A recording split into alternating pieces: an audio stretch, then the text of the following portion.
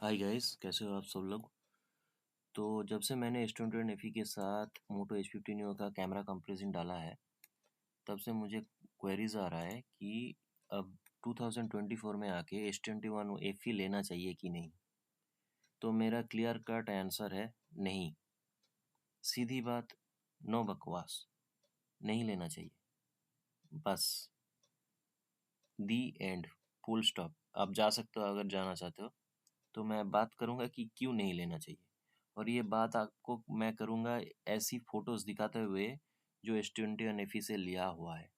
तो आपको खुद डिसाइड करना है कि आप क्या चाहते हो। ये फोटोज आपको कितने प्यारे लगते हैं कि आप ये जिंदगी जी सकते हो। मैं आपको मेरी जिंदगी के बारे में बताऊंगा S21 FE के साथ, जो कैसा रहता है मेरा जिंदगी।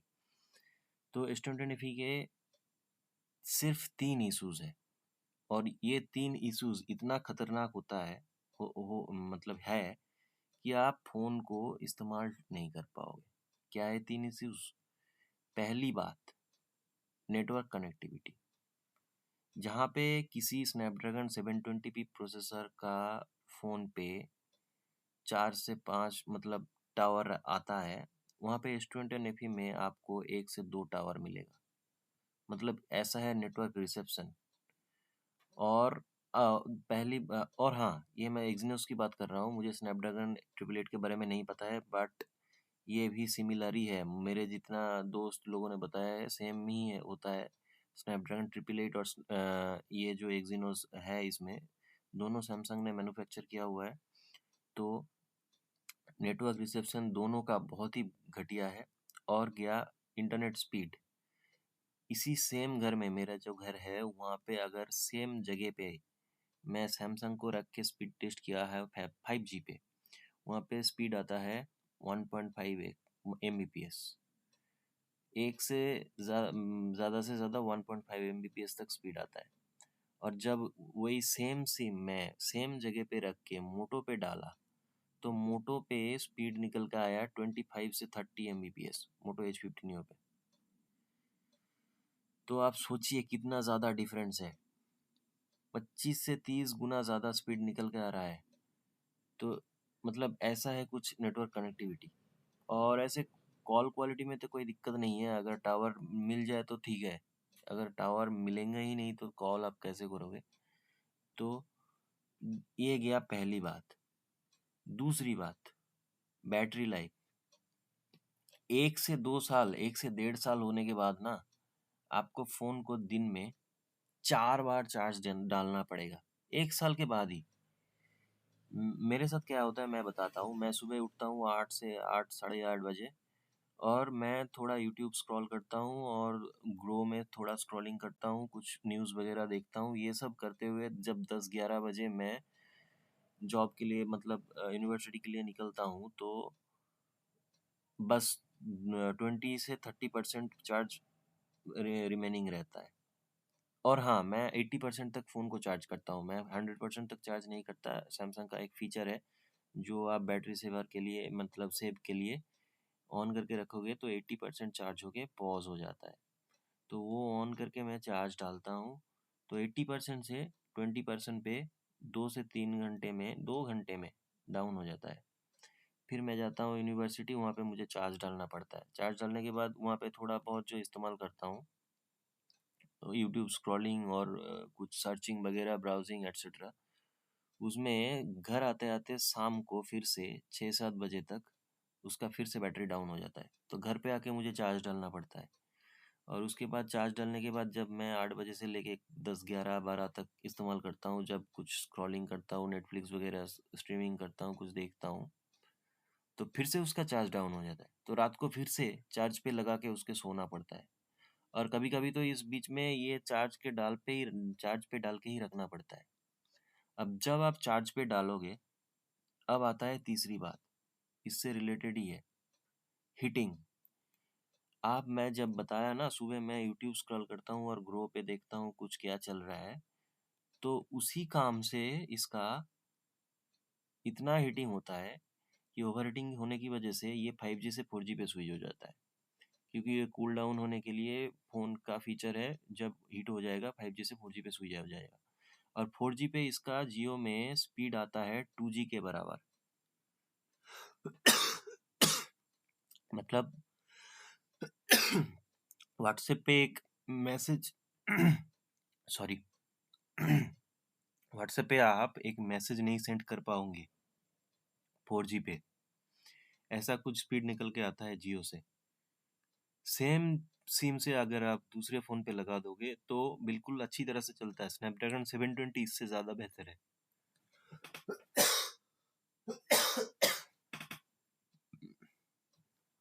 तो आप सोचिए, पहले ही 5G में इतना कम स्पीड था तो 4G में कैसा होगा।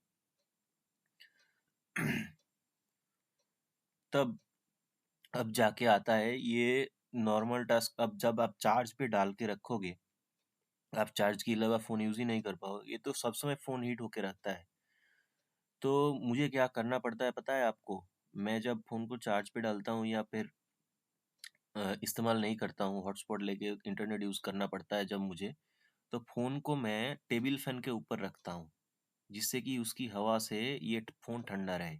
और जब टेबल फ़ैन नहीं होता था विंटर्स में, तो मैं फ़ोन के ऊपर पानी डाल के रखता था और वो पानी वेपर बन के उड़ जाता था, तब जाके फ़ोन थोड़ा-सा ठंडा रहता था, फिर से मैं पानी डालता था, फिर ये वेपर बन के उड़ जाता था। ऐसी कुछ हालत है। ये एक्जिनोस की बात कर रहा हूँ मैं। तो मेरे ख्याल से सैमसंग जितना भी प्रोसेसर जो मैन्युफैक्चरिंग किया है ना, एक्जिनोस 888, 8 Gen 1, पिक्सल का टेंसर, सारे सारे सब सब में ये सारे इश्यूज हैं। जब जितने भी दोस्त मेरे यूज़ कर रहे हैं, लो रेंज का एक्जिनोस तो छोड़ ही दो, कभी मत लेना। हाई रेंज का एक्जिनोस और टेंसर सेम प्रॉब्लम्स रहते हैं। मेरे ख्याल से सैमसंग की ये जो मैन्युफैक्चरिंग चिपसेट्स है ना, ये बैन कर देना चाहिए इंडिया से, अमेरिका की तरह। वहाँ पे वो लोग स्नैपड्रैगन देते हैं और यहाँ पे हमें एक्जिनोस बेचते हैं। बैन कर देना चाहिए क्लियरली। ऐसी बुरी हालत है, जिंदगी मतलब जीना हराम करके रख देता है जिंदगी। ये मतलब आप यूज नहीं कर पाओगे। अगर आप देखिए, ये सब फोटोज देख के आपको लग रहा होगा क्या बढ़िया फोटोज है, क्या आप ये सारे फोटोज दूसरे फोन पे से नहीं ले सकते? शायद नहीं ले सकते, पर क्या आप रोज ये हेडेक हैंडल कर पाएंगे? तो आप सोचिए क्या क्या मतलब मेरे ख्याल से तो इसका पोर्ट्रेट मोड बहुत ज़्यादा बेहतर है। मतलब इस रेंज पे किसी फ़ोन पे शायद ऐसा पोर्ट्रेट मोड आपको नहीं मिलेगा। ये जो सैमसंग का प्रोसेसिंग है ना पोर्ट्रेट मोड पे, एकदम नेचुरल डीएसएलआर लगता है। बट बाकी सारे ये जो 1x 2x और वाइड एंगल लेंस है, तो वो सब तो मैंने आपको मोटो पे भी दिखा दिया है, उसका भी काफ़ी बेहतर है। मोटो H50 Neo का भी काफ़ी बेहतर है, पूरी तरह से टक्कर देता है इस एफी को। बस थोड़ा स्किन टोन वो थोड़ी गड़बड़ है मोटो में। बट क्या आप रोज ये हेडेक हैंडल कर पाएंगे इन फोटोज के लिए? तो आप ले सकते हैं। अगर आप मेरे बात सुन के भी आपको लगता है कि हाँ, मुझे कोई दिक्कत नहीं है, मैं ये सब हैंडल कर लूँगा, मुझे बस ये फ़ोटोज़ चाहिए ऐसे ही, फ्लेक्सिबल लेवल फ़ोटोज़ चाहिए, तो आप ले लीजिए, कोई दिक्कत नहीं है, आपकी ज़िंदगी है। आप रोज़ ऐसे मतलब फ़ोटोज़ कब लेंगे? रोज़ मतलब फ़ोन रोज़ इस्तेमाल होता है, जो नेटवर्क कनेक्टिविटी जो काम है, जो इंटरनेट है, ये रोज़ का काम है। फ़ोटोज़ आप घूमते जाएँगे, तो फ़ोन से निकाल देना सिम वगैरह, ऐसे कुछ ज़रूरत ही नहीं है, तो फ़ोटो के लिए सब कैमरा के हिसाब से इस्तेमाल करना है ऐसे। तब जाके आप सैम S21 को और battery life, 2-2 power bank carry करना पड़ेगा। मेरे पास 20-20 हज़ार का 2 पावर बैंक है, 2-2 का पावर बैंक कैरी करता हूँ। ये आप 3.5 घंटा मैक्सिमम, 3.5 से 4 घंटा देता है maximum screen on time. Maximum ये बता रहा हूँ मैं, तो इतना नहीं देता है। ज़्यादातर दिन जब आप आउटडोर पे इस्तेमाल करोगे 3 घंटे में ख़त्म। 3 घंटे में, ये मैं 2 साल की बात बोल रहा हूँ, तो 2 साल से नहीं, ये 1.5 साल से हो रहा है, मतलब बहुत पहले से ही हो रहा है। तो आप क्या इतने सारे कॉम्प्रोमाइज़ ये ऐसे पोर्ट्रेट मोड के लिए कॉम्प्रोमाइज़ करना चाहते हो, तो S21 FE ले सकते हो। अगर नहीं चाहते, मतलब अगर आपको रोज़ का ज़िंदगी आराम से जीना है तो किसी और फ़ोन पे चले जाओ। मोटो H15 काफ़ी बेहतर है। सारे फ़ोटोज़ मतलब नेचर की फ़ोटोज़ बहुत अच्छे आते हैं, बट स्किन टोन्स में थोड़ा गड़बड़ है और पोर्ट्रेट में आसपास भी नहीं है सैमसंग का। ये मेरा ऑनेस्ट ओपिनियन है। अब आपको कॉम्प्रोमाइज़ करना ही है, क्या आप कॉम्प्रोमाइज़ करना चाहते हो वो आपके ऊपर है। मैंने बता दिया मेरा क्या मानना है। आप मुझसे पूछ रहे थे कि S20 FE लेना चाहिए कि नहीं 2024 में, और बस 2 साल का शायद अपडेट रह गया है। ये शायद 15 और 16 तक ही जाएगा, शायद 16 भी नहीं जा सकता। तो ये आप पर है। अब ये मैंने अब मेरा एक्सपीरियंस बता दिया 2 साल का। अब आप डिसाइड कीजिए कि आप S20 FE लेंगे या कुछ और। Thank you. और कैसा लगा ये पॉजिटिव फोटोज़ दिखा के नेगेटिव स्टाइल रिव्यू, ये ज़रूर बताना कमेंट्स पे। और कोई क्वेरीज है तो ज़रूर पूछना, मैं सबका रिप्लाई करता हूँ। तो थैंक यू, फिर मिलेंगे।